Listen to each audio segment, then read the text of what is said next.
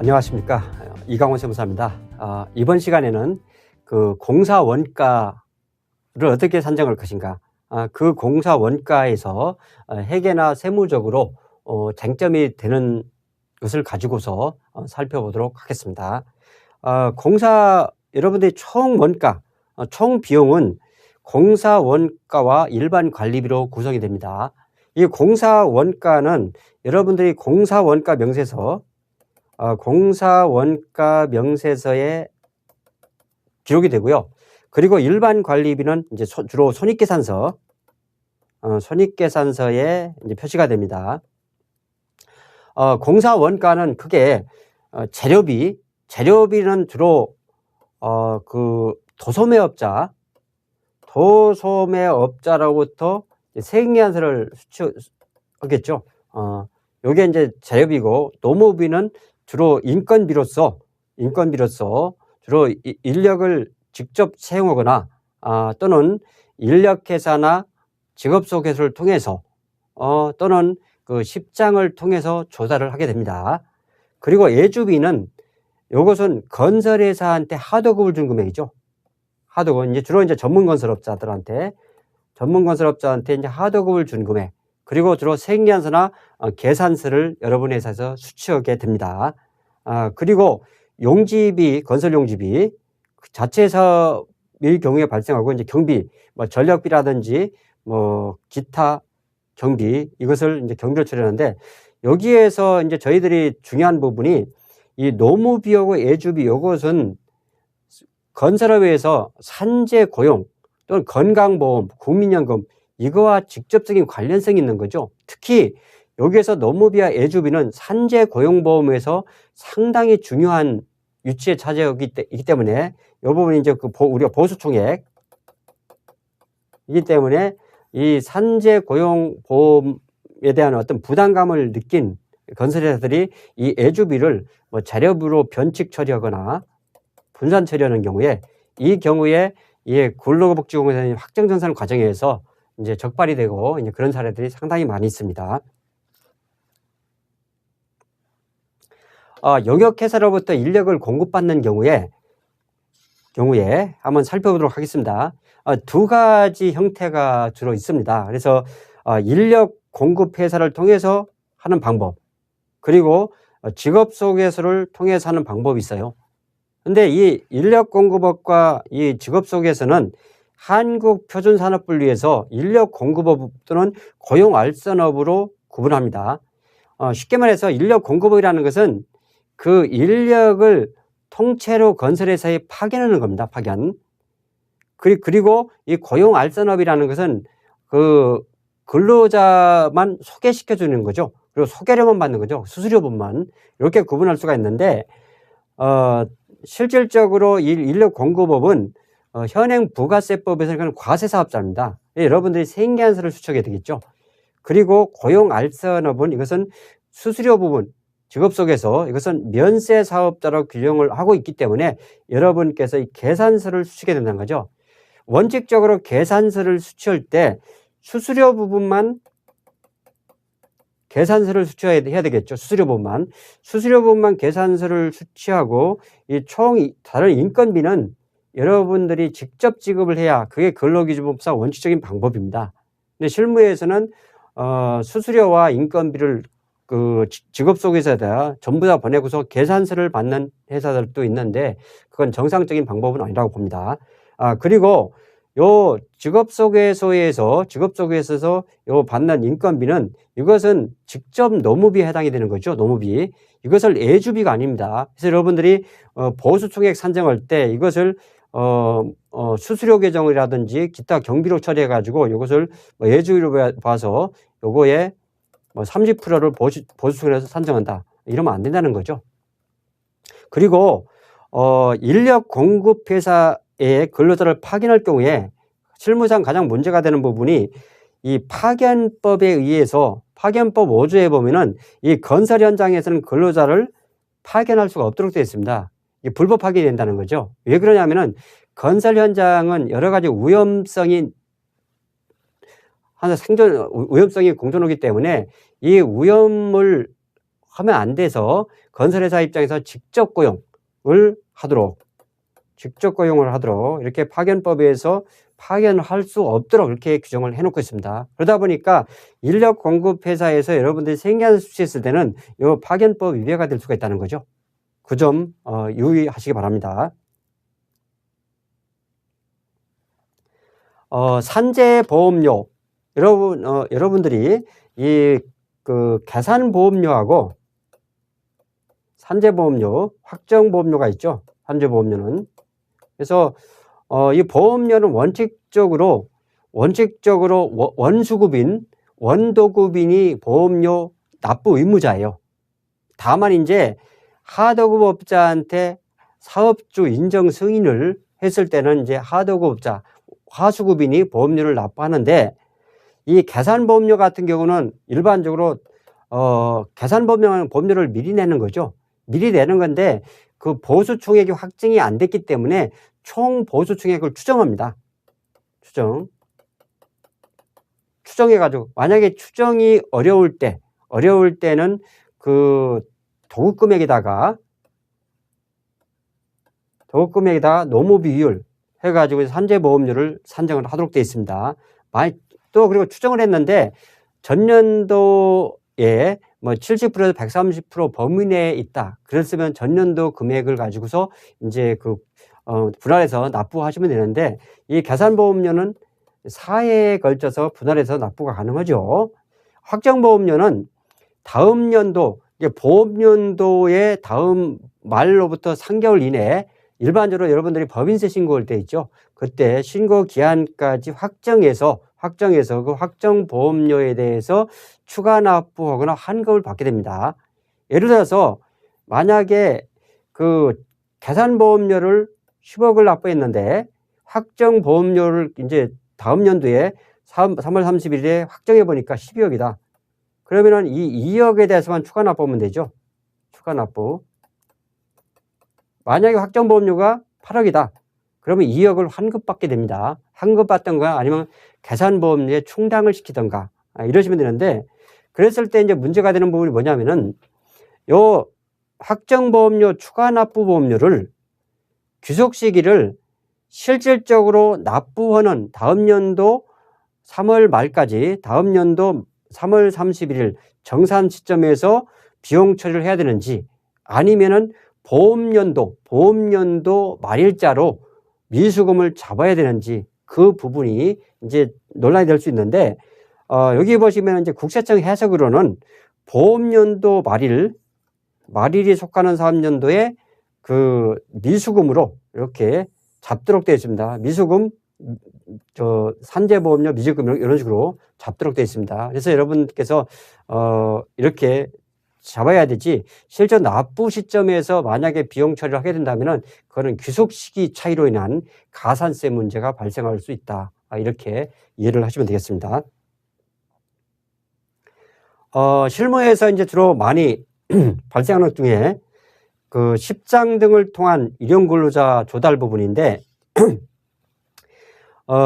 이 십장이라는 것은 이게 열십자라고 표현하거든요. 그래서 10사람의 어떤 그 우두머리 이런 식으로 표현하는데, 예전에 옛날에 그 군졸의 어떤 그 군졸 중에서 최고 우두머리, 그것을 십장이라고 표현합니다. 그래서 일반적으로 보면은 건설회사에서 직접 근로자를 고용하면 좋은데 그게 쉽지 않다 보니까 이 십장과 어떤 계약을 통해서, 그게 주로 이제 뭐 하도급 계약이라든지 또는 품떼기 약정 이런 계약을 통해서 이제 그 이런 근로자를 이제 조달을 합니다. 그랬을 때 여기에서 발생하는 문제가, 이 십장은 부가세법상 사업자 등록을 일반적으로 하지 않습니다. 그 이유는 십장이 만약에 사업자 등록을 한다. 그럼 사업자 등록을 한다고 하면은 실질적으로 건설회사로부터 재하도급을 받은 거죠. 그런데 건설산업기본법 29조에 따르면은 재하도급을 금지하도록 되어 있습니다. 그러다 보니까 이 재하도급을 할 수가 없어요. 과거에는 그 시공참여자 제도라고 해가지고 2008년도까지 있었는데 그게 이제 폐지가 됐죠.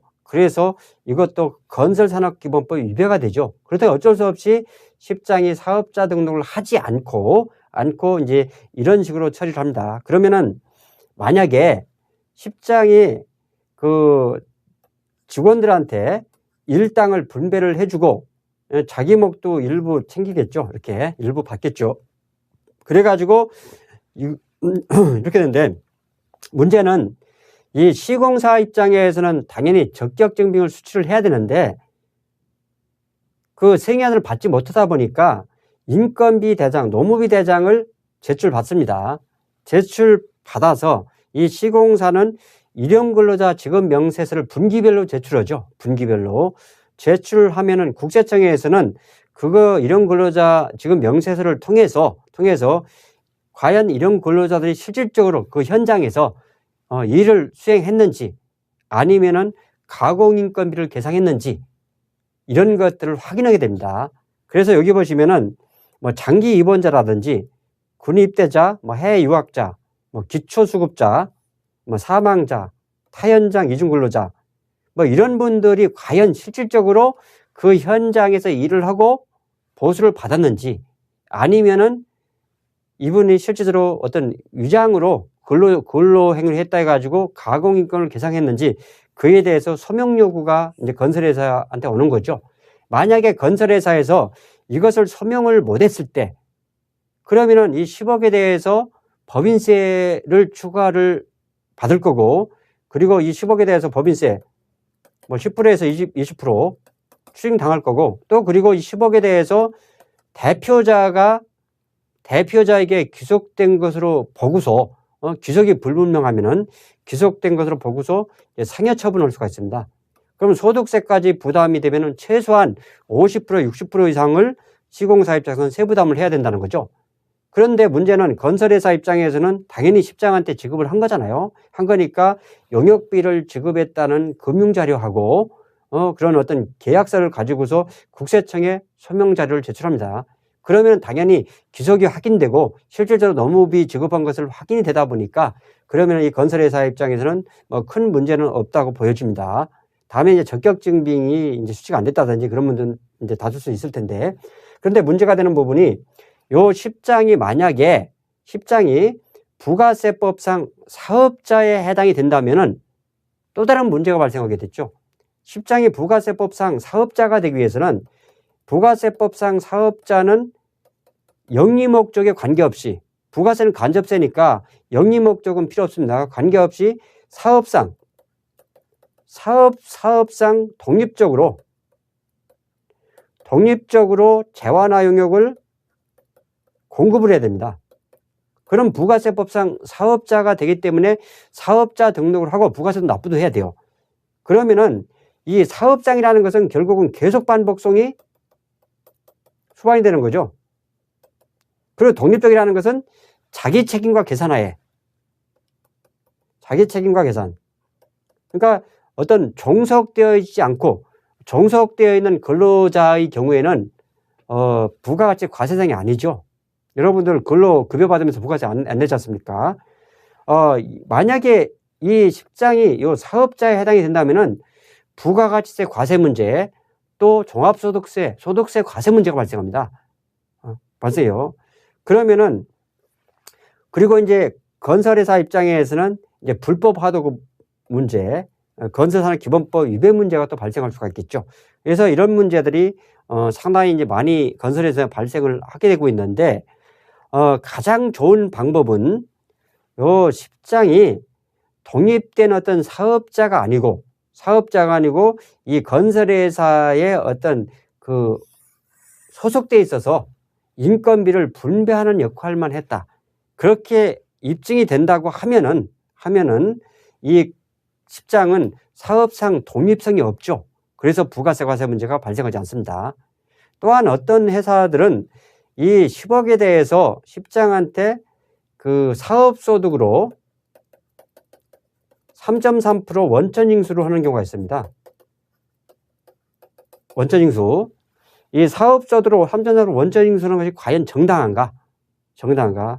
우선적으로 우리 세법에서 이 소득 구분이 있죠. 소득 구분 소득급은 있는데 소득은 일반적으로 근로소득, 그리고 사업소득, 기타소득 이렇게 구분합니다. 근데 근로소득은 회사에 종속되어 있는 거죠. 종속되어 있고, 종속되어 있다는 의미는 지시감독을 받는다는 의미예요. 그리고 이 사업소득은 이것은 독립성이 있다. 지시감독을 받지 않고 자기 책임과 계산하에 사업을 수행한다는 겁니다. 이 기타소득은 독립성은 있지만은 이것은 일시적이죠. 사업소득이 계속 반복적인 데 비해서 기타소득은 이 독립적이고 일시적입니다. 그러면은 시공사가 십장한테 지급하는 그 소득이 과연 사업소득에 해당이 될 것인가? 사업소득 중에서 부가가치세가 면제가 되기 위해서는 십장이 인적 시설 또는 물적 시설을 갖추지 않아야 돼요. 쉽게 말해서 기계장치 사무실 또는 종업원들이 없어야 된다는 거죠. 그런데 십장이 여기 요 직원이라든지 또는 그 기계장치 이런 것들을 가지고 있기 때문에 물적 시설을 있잖아요. 그럼 당연히 이 십장은 그 부가세법상 사업자가 될 수도 있다는 거죠. 그렇기 때문에 3.3%로 사업소득 원천 징수하는 부분은 이것은 바람직한 방법이 아니라고 생각이 듭니다. 십장에 대한 부가세 과세 문제 부분인데 여기 보시면 이제 그 과세 대상으로 본 경우 이 경우는 십장에 대해서 사업자로 본다는 거죠. 이것은 사업자로 보지 않습니다.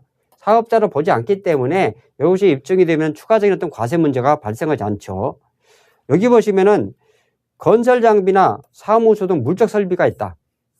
물적 시설을 갖추고 있죠. 그리고 뭐 일용 근로자를 모집하고 관리하고 노임을 지급했다. 또 하자 보증금을 정산했다. 그리고 본인 통장으로 자료비 노무 이런 것들을 지급했다. 이런 것들은 결국은 어떤 자기 책임과 계산하에 사업 활동을 수행했다는 거죠. 따라서 부가세법상 사업자의 요건에 해당이 된다는 의미입니다. 따라서 이때는 부가세 과세가 되는 것이고요. 과세 대상으로 보지 않는 경우에는 여기도 보시면은 물적 시설이 없다. 그리고 어떤 법적 책임을 문수하기 위해서 약정을 했다. 뭐 사업자 등록을 하지 않았는데 세무서 직권 등록했다. 사업소득 없이 근로소득만 있다. 이것은 어떤 단지 건설회사의 어떤 대행 역할, 단순 인건비를 일괄로 받아서 분배하는 역할만 했다. 이런 의미입니다. 이런 경우에는 부가세 과세가 안 된다는 거죠.